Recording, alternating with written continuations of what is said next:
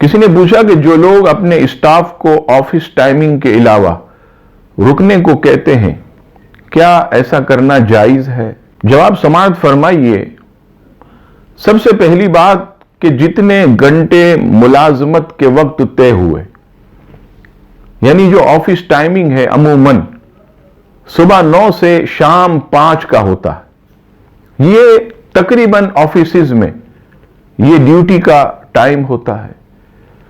तो जो इजारा तय होता है और जो वक्त तय होता है उसके मुताबिक आदमी ड्यूटी करे, उसमें किसी किस्म की कोताही ना करे। लेकिन हमारे यहां अमूमन आजकल ये बहुत ज्यादा बात रिवाज पकड़ गई कि आप जो है बात तो जो है 9 से 5 की करते हैं, लेकिन अपने मुलाजिम को 5 बजे के बाद भी आप बिठाकर रखते हैं, उससे काम लेते हैं और काफी देर तक उसे आप काम करवाते हैं। याद रखिएगा, ये जायज नहीं है। सबसे पहली बात तो वादा खिलाफी, कि जो तय हुआ उससे हटकर आपने मुआमलात किए, तो ऐसा करना ये जायज नहीं है।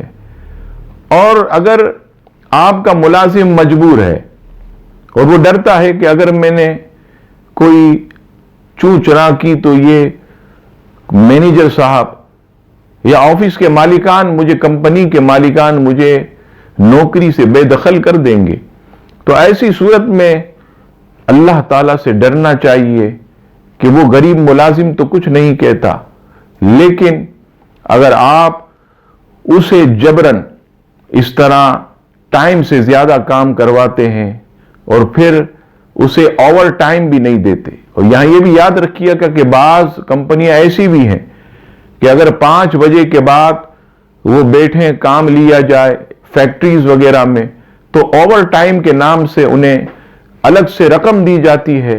ये तो बहुत अच्छी बात है, लेकिन अगर ओवर टाइम भी नहीं देते और उससे जबरन काम लेते हैं तो याद रखिएगा ये जायज नहीं है, इससे बचना चाहिए।